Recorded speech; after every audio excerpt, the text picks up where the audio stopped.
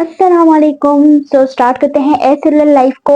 एसेलुलर life क्या होती है? तो नॉन लिविंग और लिविंग के इंटरमीडिएट स्टेज जो होती है वो आपके पास क्या होती है?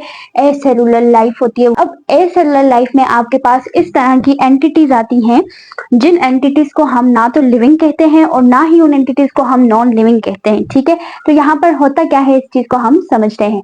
वायरसेस क्या होता है बेटा? वायरसेस ऐसे पैथोजेंस होते हैं जो कि इन्फेक्ट करते हैं या पैरासिटाइज होते हैं एनिमल्स पर भी, प्लांट्स पर भी, बैक्टीरिया पर भी और मैमल्स पर भी। ठीक है, ये डिपेंड करते हैं किसी लिविंग ऑर्गेनिज्म पर अपनी रिप्रोडक्शन के लिए, अपनी रेप्लिकेशन के लिए और मेनी मोर प्रोसेसेस के लिए। ठीक है, अगर हम बात करें डिफरेंट वायरसेस की तो उनमें हमारे पास स्मॉल पॉक्स आ जाता है, इन्फ्लुएंजा वायरस आ जाता है, पोलियो आ जाता है, हेपेटाइटिस आ जाता है बेटा, HIV एड्स आ जाते हैं आपके पास, मीजल्स आ जाते हैं। ये सारे आपके पास क्या है? वायरसेस है।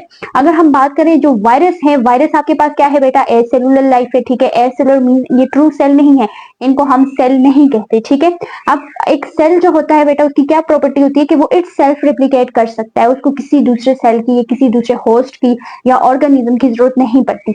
लेकिन जो एसेलुलर लाइफ हैं इनमें क्या होता है कि इनको किसी भी एनिमल्स की या किसी भी होस्ट सेल की जरूरत होती है ताकि ये अपनी रिप्लिकेशन करें और लिविंग कैरेक्टर्स को शो कर सके।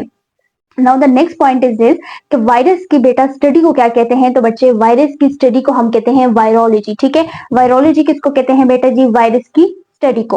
अब हम कहते हैं कि हमारे पास जो वायरसेस होते हैं उनका रेप्लिकेशन टाइम क्या होता है, कितने टाइम में वो डबल हो जाते हैं, कितने टाइम में वो जो है वो अपनी कॉपीज बना देते हैं। तो अगर हम बात करें सिंपली एक नॉर्मल रेंज की बात करें जो कि हर वायरस के लिए, तो बेटा 10 मिनट में जो है वो एक वायरस जो है वो अपनी कॉपी भी बना देता है, वो किसी भी सेल पे जाके बाइंड करता है, वहां पर कॉपीज बनाता है और साथ ही वो क्या कर लेता है, अगर जो है वो आपको आपके पास अगर वो ऐसा प्रोसेस है जिसमें सेल को बर्स्ट होना होता है तो वो सेल को किल कर लेता है। ठीक है, तो विद इन 10 मिनट्स ये आपके पास होल प्रोसेस हो जाता है। लेकिन अगर हम सेकंड्स की बात करें और प्रॉपर एक प्रोसेस की बात करें तो जो कुछ वायरसेस हैं बेटा वो अपनी रिप्लिकेशन का टाइम जो होता है ना उनका बहुत कम टाइम होता है, वो अपनी कॉपीज जो है वो बहुत कम टाइम में बना देते हैं, लाइक 70 सेकेंड्स में। ठीक है, ये आपकी केपी की बुक की इंफॉर्मेशन है, इसको आपने याद जरूर करना है और जरूर इसको मेमोराइज करना है क्योंकि बेटा जी ये आपके MD कैट के टेस्ट में आ सकते हैं।